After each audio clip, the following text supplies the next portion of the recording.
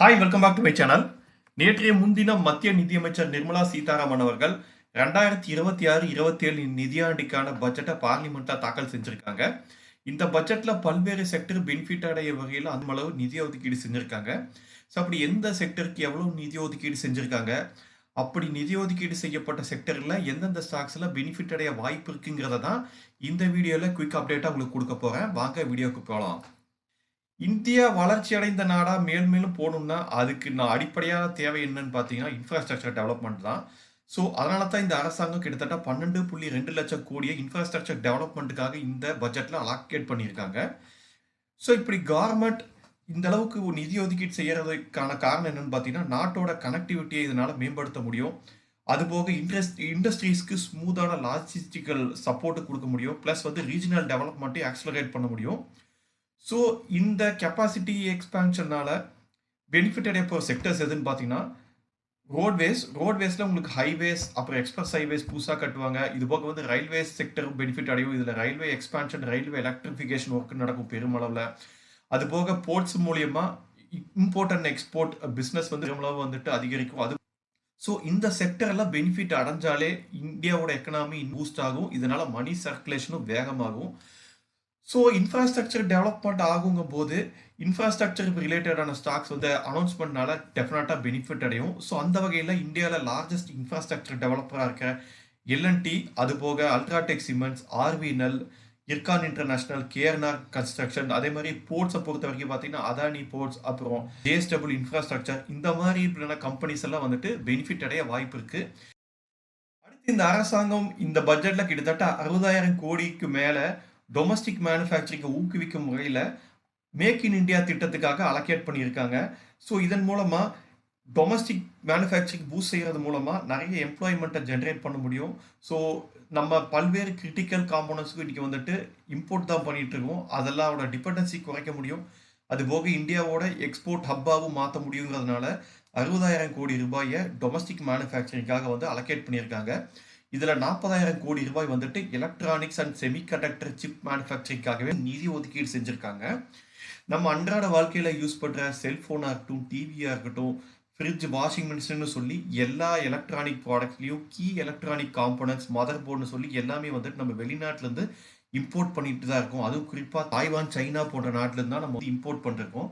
So இந்த dependency குறைக்கிறதுக்காகவும் அதே மாதிரி இந்தியா ஒரு electronic and semiconductor hub manufacturing கட்டியாக மாற்றுறதுக்காக இந்த 40,000 கோடி ரூபாய் எக்ஸ்க்ளூசிவாக எலக்ட்ரானிக் அண்ட் செமிகண்டக்டர் மேனுஃபேக்சரிங்காகவே வெயிட் பண்ணியிருக்காங்க.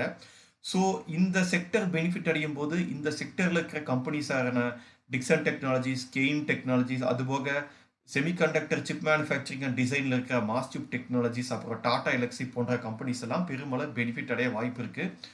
இதில் Kaynes technologies, Dixon technologies, Tata Elxsi இதெல்லாமே பார்த்தீங்கன்னா ஃபண்டமெண்டலி ஸ்ட்ராங்கான கம்பெனிஸ், பெரிய கம்பெனிஸ். இவங்களுக்கு ஸ்ட்ராங் ஆர்டர் புக்ஸும் இருக்குது. அதுபோக டெக்னாலஜிஸ் எக்ஸ்பர்டீஸ் இருக்குது. அடுத்து மைக்ரோ ஸ்மால் மீடியம் என்டர்பிரைஸோட பெனிஃபிட்டுக்காக கிட்டத்தட்ட ஒரு 10,000 கோடி ரூபாய் நிதியை எம்எஸ்எம்இயோட கிரெடிட் சப்போர்ட்டுக்காக ஒதுக்கீடு செஞ்சுருக்காங்க. ஸோ இப்படி செய்கிறதுக்கான காரணங்கள் என்னன்னு பார்த்தீங்கன்னா இதன் மூலமாக மைக்ரோ ஸ்மால் மீடியம் லெவலில் பிஸ்னஸ் பண்ணுறவங்க இந்த திட்டத்தின் கீழே ஈஸியாக கடன் வாங்கிக்க முடியும். ஸோ எம்எஸ்எம்இங்கிறது க்ரோ ஆச்சுனாலே ஆட்டோமேட்டிக்காக எம்ப்ளாய்மெண்ட்டுக்கு இந்தியாவில் அதிகரிக்கும். ஸோ எம்ப்ளாய்மெண்ட் அதிகரிக்கும் போது ஸ்மால் பிஸ்னஸ் எக்ஸ்பேண்ட் ஆகும். இதனால இந்தியாவோட எக்கனாமி பூஸ்ட் ஆகுங்கிறது தான் திட்டத்தை கொண்டு வரதுக்கான காரணம். ஸோ இந்த திட்டத்து கீழே கடன் வாங்குற மைக்ரோ ஸ்மால் மீடியம் என்டர்பிரைஸ் எல்லாமே பேங்கை தான் அப்ரோச் பண்ணுவாங்க. ஸோ இதனால பார்த்தீங்கன்னா பேங்க்ஸுக்கும் புதுசாக போரவர்ஸ் வருவாங்க. ஸோ உங்களோட லோன் புக் எக்ஸ்பேண்ட் ஆகும். ஸோ பொதுவாகவே எம்எஸ்எம்இக்கு கொடுக்குற கடன் எல்லாமே பார்த்தீங்கன்னா செக்யூர்டான லோனாக இருக்கிறதுனால அவங்க கொடுத்த கடனையும் பேங்க்கால் ஈஸியாக வாங்கிக்க முடியும். ஸோ பேங்க்கோட ரெவன்யூவும் இன்க்ரீஸ் ஆகும். ஸோ இந்த மாதிரி திட்டத்தில் கவர்மெண்ட் பெரிய லெவலில் டிஸ்பர்ஸ் பண்ணுறாங்கனாலே அது மோஸ்ட்லி த்ரூ கவர்மெண்ட் பேங்க்ஸ் மூலயமா தான் அது அந்த எம்எஸ்எம்இ கம்பெனிஸ்க்கு போய் சேரும். ஸோ அந்த வகையில் பார்க்கும்போது இந்தியாவில் இன்னைக்கு பல்வேறு கவர்மெண்ட் பேங்க்ஸும் பார்த்தீங்கன்னா ஸ்டாக் எக்ஸ்சேஞ்சில் லிஸ்டட் பேங்க்ஸாக இருக்குது. அதில் லார்ஜஸ்ட் பப்ளிக் செக்டர் பேங்க் யாருன்னா எஸ்பிஐ தான்.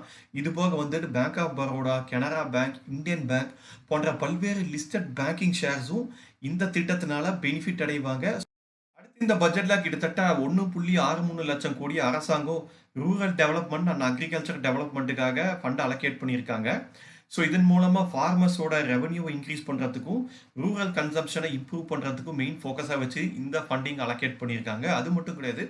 அக்ரிகல்ச்சர் இம்ப்ரூவ் ஆகுதுனாலே அதோட அலைடு ஆக்டிவிட்டீஸ் சேர்ந்து மெயின் ஃபோக்கஸ்ல வரும். அதுவும் குறிப்பா பார்த்தீங்கன்னா, கிராப் ப்ரொடக்டிவிட்டி இம்ப்ரூவைஸ் பண்றது, அப்புறம் ஃபெர்டிலைசர்ஸ், அப்புறம் இரிகேஷன் சப்போர்ட் ஸ்கீம் கொண்டு வரது, அப்புறம் ஃபார்மிங் மெக்கானிசம் வந்து பெட்டர்மென்ட் பண்றதுன்னு சொல்லி பல்வேறு ஆக்டிவிட்டீஸ் வந்து மெயின் ஃபோக்கஸ்ல வரும். ஸோ அந்த வகையில் பார்க்கும்போது அக்ரிகல்ச்சர் டெவலப்மெண்ட் வந்தாலே விவசாயம் சார்ந்த அலைட் ப்ராடக்ட்ஸை மேனுஃபேக்சர் பண்ணுற கம்பெனிஸ் வந்து பெருமளவில் பெனிஃபிட் அடைவாங்க. ஸோ அந்த வகையில் கோரமண்டல் இன்டர்நேஷனல், சாம்பல் ஃபெர்டிலைசர்ஸ், அப்புறம் குஜராத் நர்மதா ஃபெர்டிலைசர் கார்பரேஷன் போன்ற கம்பெனிஸும், அதுபோக டிராக்டர் மேனுஃபேக்சரிங்கில் லீடிங் பிளேயராக இருக்கிற மஹிந்திரா அண்ட் மஹிந்திரா போன்ற கம்பெனிஸும் இந்த திட்டத்தினால பெனிஃபிட் அடைகிறதுக்கு வாய்ப்புகள் அதிகமாக இருக்குது. இந்த பட்ஜெட்ல இந்தியாவோட ஓவரால் ஹெல்த் கேர் செக்டரை என்ஹான்ஸ் பண்றதுக்காகவும் ஃபார்மா அண்ட் ஹெல்த் கேர் செக்டருக்காக கிட்டத்தட்ட 10,000 கோடி ரூபாய் வந்து நிதி ஒதுக்கீடு செஞ்சிருக்காங்க. அது மட்டும் கிடையாது, இந்த நிதி மூலமா மெடிக்கல் டூரிசமையும் பூஸ்ட் பண்றதுக்கு பெருமளவு பிளான் வச்சிருக்காங்க.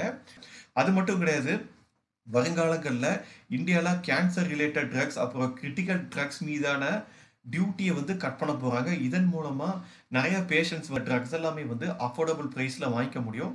எல்லாத்துக்குமே தெரியும், இந்தியா வந்துட்டு one of the medical tourism ஹப்பாக இருக்குது. அதுவும் குறிப்பாக பார்த்தீங்கன்னா, அண்டை நாடுகளான ஸ்ரீலங்கா, பங்களாதேஷ், மால்தீவ்ஸ், அது மட்டும் கிடையாது, சில ஆப்பிரிக்கன் கண்ட்ரீஸ்லேருந்தும் மிடில் ஈஸ்ட்லேருந்து நிறைய பேஷண்ட்ஸ் இங்கே வந்து இந்தியாவில் ட்ரீட்மெண்ட் எடுத்துகிட்டு இருக்காங்க.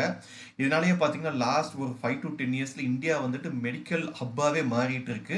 ஸோ இதை இன்னும் இம்ப்ரூவைஸ் பண்ணுறதுக்காகவும், இதன் மூலமாக மெடிக்கல் டூரிசம் மூலயமா ரெவன்யூவை ஜென்ரேட் பண்ணுறதுக்காகவும் இந்த 10,000 கோடி ரூபாய் வந்து பெருமளவு யூட்டிலைஸ் பண்ண போகிறாங்க. ஸோ மெடிக்கல் டூரிசம் பூஸ்ட் ஆகும்போது ஓவராலாக ஃபார்மாசூட்டிக்கல் செக்டரும் சரி, ஹாஸ்பிட்டல் செக்டரும் சரி, பிஸ்னஸ் வந்து இம்ப்ரூவைஸ் ஆகும். ஸோ அந்த வகையில் பார்க்கும்போது இந்தியாவில் ஃபார்மாசூட்டிக்கல் கம்பெனியான லீடிங் கம்பெனியாக இருக்கிற சன் ஃபார்மா, சிப்லா ஃபார்மா போன்ற ஃபார்மாசூட்டிக்கல் கம்பெனிஸ், அது போக உங்களுக்கு ஹாஸ்பிட்டல்ஸில் பார்த்தீங்கன்னா Apollo hospital, Shelby hospital, Narayana Hrudayalaya, இந்த மாதிரியான ஹாஸ்பிட்டல்ஸும் வந்து பெருமளவு பெனிஃபிட் அடைய வாய்ப்பு இருக்குன்னு நான் நம்புகிறேன். அடுத்த பட்ஜெட்டில் அடுத்த 10 to 20 வருஷத்துக்கு மெயின் ஃபோக்கஸாக இருக்கக்கூடிய இவி அண்ட் ஃபியூச்சர் டெக்னாலஜிஸோட என்ஹான்ஸ் பண்ணுறதுக்காக கிட்டத்தட்ட 27,280 கோடி ரூபாயை நிதி ஒதுக்கீடு செஞ்சுருக்காங்க. ஸோ ஈவிங்கிறது தான் ஃபியூச்சருங்கிறது நம்ம எல்லாத்துக்குமே தெரியும். So clean energy, advance technology, இதுக்கு எல்லாத்துக்கும் ஒரு பேஸை கிரியேட் பண்ணுறதுக்காக இந்த ஃபண்டிங்கை ஒதுக்கீட் பண்ணியிருக்காங்க. அது மட்டும் கிடையாது, 7,280 கோடி ரூபாய் ரேர் எர்த் காரிடார்ஸை தமிழ்நாடு, கேரளா, ஒரிசா, பீகார், இன்னும் வேறு சில ஸ்டேட்டில் கொண்டு வரதுக்காகவும் நிதி ஒதுக்கீடு செஞ்சுருக்காங்க. இந்த ரேர் எர்த் மெட்டீரியல்ஸுங்கிறது EV motors, battery, semiconductors, renewable energy டெக்கில் வந்து பெருமளவு யூஸ் ஆகுது. ஸோ நம்ம சைனா மேலே பெருமளவு டிபெண்டன்சியோடு இருக்கிறத குறைக்கிறதுக்காகவும் இந்தியாவில் வந்துட்டு ரேர் எர்த் காரிடார்ஸ் அமைப்பது மூலமாக இந்தியா ஒரு ரேர் எர்த் மேனுஃபேக்சரிங் ஹப்பாக மாற்றுறதுக்காக இந்த 7,280 கோடி ரூபாய் வந்துட்டு அரசாங்கம் நிதி ஒதுக்கீடு செஞ்சுருக்காங்க. ஸோ அப்போ இவி அண்ட் ஃபியூச்சர் டெக்னாலஜிஸ்க்கு வந்து புஷ் கிடைக்குங்கும் போது ஆப்வியஸ்லி இன்னைக்கு இவியில் வந்து மேனுஃபேக்சரிங்கில் பெரிய பிளேயராக இருக்குது யாருன்னு பார்த்தீங்கன்னா டாடா மோட்டார்ஸ், அப்புறம் வந்து டாடா பவர், அப்புறம் எக்ஸைட் பேட்டரிஸ், அப்புறம் ஆமரான் பேட்டரிஸ், அது போக வந்து உங்களுக்கு மஹிந்திரா இந்த மாதிரியான ஆட்டோமோட்டிவ் கம்பெனிஸும் வந்துட்டு, அப்புறம் பேட்டரி மேனுஃபேக்சரிங் கம்பெனிஸும் இந்த ஃபண்டிங்னால பெருமளவு பெனிஃபிட் அடைய வாய்ப்பு இருக்குது. ஸோ ஃபியூச்சர் ஈவிங்கும் போது இவி அண்ட் இவி ஓரியன்ட் கம்பெனிஸோட ஸ்டாக்ஸும் பார்த்தீங்கன்னா பெட்டராக ஃபியூச்சரில் பர்ஃபார்ம் பண்ணுறதுக்கு வாய்ப்புகள் அதிகமாகவே இருக்குது. ஸோ அவ்வளோதாங்க. ஐ ஹோப் இந்த இன்ஃபர்மேஷன் தான் உங்களுக்கு யூஸ்ஃபுல்லாக இருக்கும்னு நான் கண்டிப்பாக நம்புகிறேன். இந்த வீடியோவை பற்றி உங்களுடைய கருத்துக்களை மறக்காமல் கமெண்ட் செக்ஷனில் பதிவிடுங்க. மீண்டும் வேறொரு வீடியோவில் சந்திக்கலாம். அது வரைக்கும் பபாய்.